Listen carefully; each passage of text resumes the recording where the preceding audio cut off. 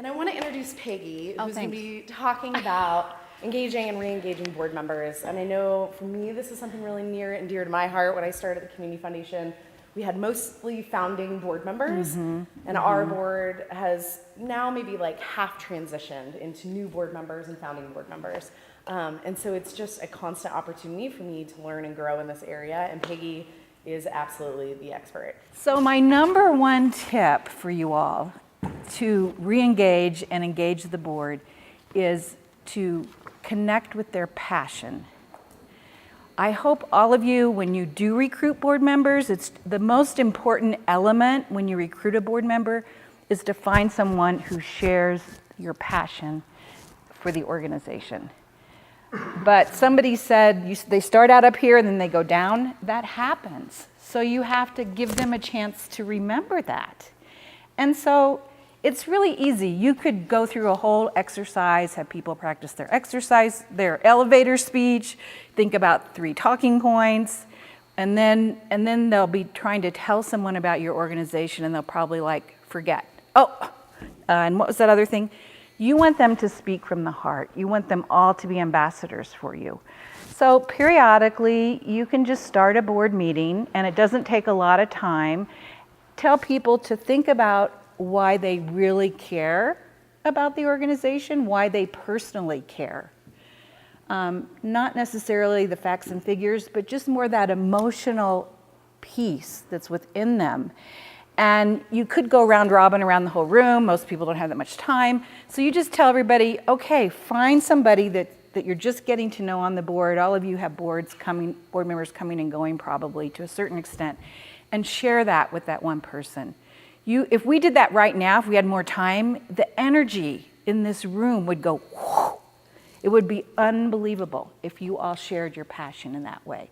Secondly, and somebody brought this up, but board members don't always know what you do. You know, they may read your executive director report, they may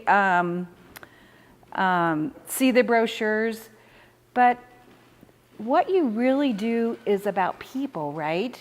It's not about the number of children served or the number of meals delivered. So have somebody come in who's benefited from your organization to a board meeting. Have them come in, start your board meetings with that, not with reports.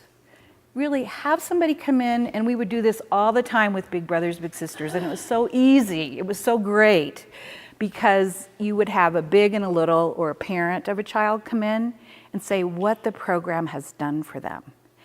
And believe it or not, board members, I think, came to the meetings, if you have an attendance problem, just to hear that story every month. I think if you set the tone, like we said, by engaging the board in the mission to start with at your meetings, and then how many of you start your meetings like with reports? Like the financial report, the executive director report, the consent agenda, those things, put those at the end. Don't start with that. That's going to happen, that's going to be approved, and maybe somebody will say, well, no, I wasn't at that meeting, it says I was at that meeting, or, you know, I mean, if you need to talk about finances, it shouldn't be in a report anyway. I'm not saying don't talk about those things, but put that at the end and put the important stuff up front. I've heard, there's this kind of saying that says board members leave their brains at the door when they come into the board meeting, right? Right?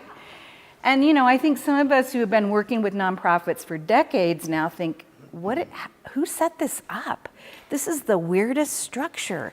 There's this board that's supposed to be in charge and tell staff what to do, but they don't even know what staff does. How can this possibly work, you know? So the board's there for a lot of reasons, which we're not going to get into today, but completely, I think the board is there because they do have brains. They do have thoughts. They are stakeholders in the community, right? So bring all that thinking together in the boardroom. What I want you guys to do, I'm not going to count off, we don't have time, but kind of get into groups of 5 or 6, like U6 and U6, and you know, there's about 3 groups over here, and think about what is working for you. 5-10 minutes, come up with a couple of ideas. You guys can be a group over here. This is kind of a natural grouping here.